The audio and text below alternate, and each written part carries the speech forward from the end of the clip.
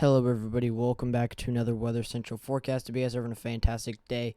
In today's forecast, we will be going over my first summer thoughts for this upcoming summer season. Also, I would like to say happy Thanksgiving for anybody who does celebrate it.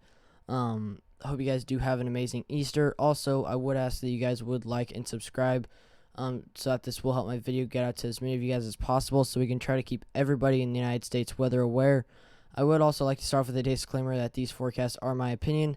They are based off of model guidance and past occurrences of weather. For the most accurate and up-to-date weather, please consult your local National Weather Service office, as they will have more accurate and up-to-date information than I will on these major United States weather events. I hope you guys do enjoy this forecast. So here we are with my precipitation anomalies for summer. Now, I'm in no ways a meteorologist. Everything that I'm doing here is based off of model guidance from the CANSIPS and the CFS and the CFS weekly. So really anything I say here, take with a grain of salt. But I do want to give you guys what I'm thinking as of right now could happen for summer. So off to the Pacific Northwest here, I think you guys could see above average precipitation. I also do have an above average precipitation region down into the southeast here. For summer, I think you guys could see a decent amount of systems. I think you guys will have a very active pattern. And then surrounding that above average precipitation, I have slightly above average, and that is for parts of the Pacific Northwest just east of that above average region, like I said. And then for parts of the southeast as well, seeing that slightly above average precipitation for those areas. And then off to the west here, I have a below average precipitation anomaly for parts of the for parts of Arizona, into parts of New Mexico, down into parts of western Texas. And the reason why I have that is because it will be very warm and dry throughout these regions. So I do think that that will cause for some moderate droughts at times. And surrounding that in the tan, I do have slightly below average precipitation anomalies, and that's just because I think that the jet stream will stay just north of you, keeping all that precip just north of you as well. But there is a couple of chances that you guys could get some precip down to the southeast here, southwest, but I don't think it is very likely for summer. So here is my temperature anomalies as of right now. I know it's kind of gutsy to go with a third layer already because there's really not much confidence, but most of the models were showing that, so I thought, hey, why not do it? Let's start off to the west and go to the east. So we can see up into the Pacific Northwest here, into parts of Washington, into parts of Oregon, into parts of Idaho and Montana. You could see below average temperature anomalies here, maybe 5 degrees below average. Even though it'll still be summer and it'll still be very warm, it just will be a little bit noticeably cooler than what you normally would see, but still very warm, as it will be summer. Off to parts just east of that region surrounding it, and south into parts of California, into parts of Nevada, down into parts of central and southern Oregon, into parts of Idaho. You could see slightly below average temperature anomalies, but you could also see average. And also for any of these regions, there is chances for cool downs as that jet stream does move farther down into the United States. But generally, this is what I do believe will happen, and I will be making much more forecasts on my summer opinions as we do get closer to summer. So I think I will have about 2 or 3, maybe even 4 of these types of videos where I will be going over what I believe will happen for this summer. Starting off into parts of the yellows here, and that is for parts of the Rockies all the way up into parts of the upper Midwest, into parts of the Ohio Valley, into the Tennessee Valley, down into the southeast, over to the Mid-Atlantic, and up into the northeast here. I have slightly above average temperatures.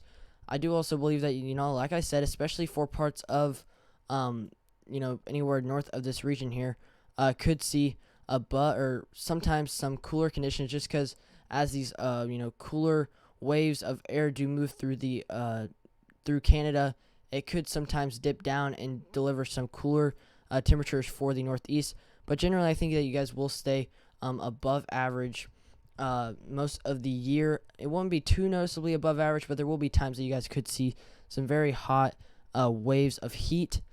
Going into the orange here, I think you guys could see above average temperatures, and this is not really too much to explain right now because obviously not all of the models are still in agreement, because as we do get closer to this summer season, we will have a lot more agreements in models.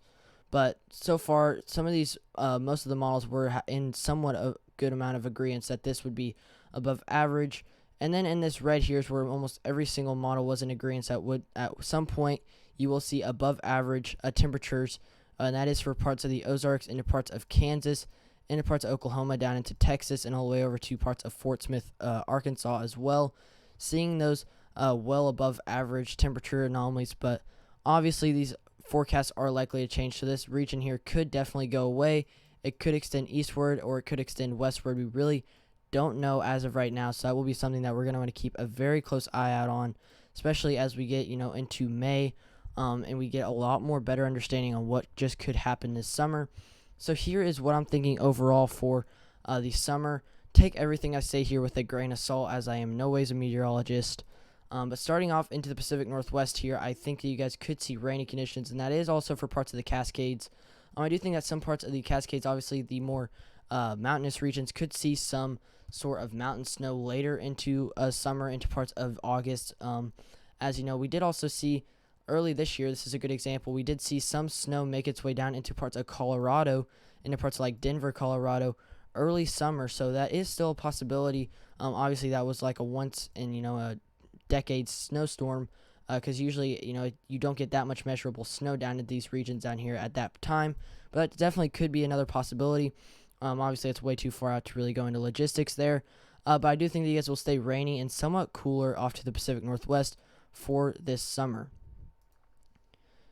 Going into parts of the Montanas, down into parts of the Rockies, I think you guys could see cooler conditions compared to your normal seasonal average. It won't be too noticeably cooler, but definitely at sometimes you guys could get that cooler air dip down from the moisture that will be available through the Pacific Northwest, and also temperatures, or I guess I should say air masses moving down from Canada. At some points, you guys could see some cooler than average conditions, and I do expect you guys to maybe see those every now and again. Moving on to the orange region here, I have warm. I do also think that you guys will stay dry throughout these regions, off to parts of California, down into parts of Nevada, into parts of Utah, into Arizona, as well as for parts of southern Oregon. Could see those warmer conditions. Like I said, I do also think that you guys will stay dry for some times. Going down to the Four Corner States, into parts of Southern California, into some parts of Western Texas, I have a dry region here. And this is pretty self-explanatory. I think you guys could see at some points some moderate droughts. I don't think it'll be too, significant for parts north of, or I guess I should say outside of this line here. But definitely if you guys are inside this line here, especially for parts of central and southern Arizona, into parts of New Mexico, you guys could definitely see some moderate droughts at times throughout summer, but obviously, like I've said multiple times, it's really too hard to get into too much logistics here, as we still are so far out, and all of this is basically speculation. Into this gray region here, and that is for parts of Texas all the way up through parts of Wyoming, into parts of Kansas, into parts of southern Nebraska, and most of Colorado here into the panhandle of Texas, into Oklahoma. I have average conditions. Now, that's pretty self-explanatory. If you guys don't know your guys' average conditions for this time of year, you guys can Google that on like the National Weather Service site, or just Google in general average conditions for your city or town, and they'll most likely pop up immediately in terms of temperature and precipitation for those areas. So I think you guys will stay average throughout those regions. Going up to the upper Midwest, I have thunderstorms, and that region does extend over to parts of the Northeast as well.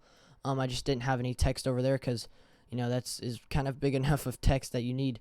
But generally, summer thunderstorms, I do think that you guys could see this. I kind of am spoiling this region down here, but I do think that you guys could see some severe weather make its way up there as well. I just think that you guys will generally see your guys' normal summer thunderstorms throughout these regions right here. So obviously, like I've said, severe weather is possible as well. Now, you guys probably never would guess this. Severe weather in this red region here, and that is extending for parts of Tornado Alley, down into parts of the southeast here, into parts of Mississippi, Louisiana, Texas, Arkansas, Oklahoma, Kansas, Missouri, into parts of southern Iowa and southern Nebraska there, into some parts of western Tennessee there. Seeing that severe weather threat, I think this is where the most predominant threat is. And then I think, towards the summer, you're going to be seeing more of your northern severe weather events rather than your southern severe weather events. As you know, May is really where you do see your main bulk of southern severe weather events. But so basically, I think that, anywhere in this circled region here could be the worst of that severe weather come summer, but obviously we're going to have to get closer to that event or closer to this season to really be able to tell that. Or also down into parts of the Tennessee Valley, up into the Ohio Valley, into parts of some of the Midwest. Warm conditions, that is the same region as we had over off to the west here. Pretty self-explanatory. I think you guys could see warmer than average conditions. And I do think that will be your guys' biggest threat, as you guys will get those, heat blasts, or I guess they would be coming down from or coming up from the south. I do think that you guys could see some heat blasts here, and that could allow for some dangerous feels like temperatures, and very hazardous conditions, with those really warm temperatures. And then lastly, moving on to parts of the northeast, all the way back down through the mid-Atlantic, all the way down to the southeast. I think you guys could see hurricanes and tropical storms. I do think that they will come later into, summer, as that is usually when you guys do see it. But I do think a couple tropical storms and hurricanes is definitely likely, especially for Florida. Obviously, as they will make their way more north, they will most likely die down to tropical storms. But I do think that hurricanes are still very likely for parts of the Mid-Atlantic all the way up to the Northeast. I just think it's more, as of right now, the biggest threat for hurricanes so far is down into parts of Florida. I also do think that regions extending over here as well could see some tropical storms and hurricanes. I just think that you guys' biggest threat is, the severe weather for tornadoes and, strong winds, straight line wind damage, and hail, rather than this hurricanes and tropical storms. I think that biggest threat will be for parts of the southeast all the way up to the northeast. So that is about it for my first summer outlook, guys. I hope you guys did enjoy this forecast. Like I said, I'll have many forecasts, updates for summer as we do get closer to summer. Also, tomorrow I will be starting with my normal uploads, going over that possible severe weather event. Actually, I guess I shouldn't say possible. It is looking very likely at this point. Just, the exact location of where it is. The worst is still up in the air. So like I said, Monday I will be going over that. I hope you guys did enjoy this Weather Central forecast, and I'll see you guys in the next one.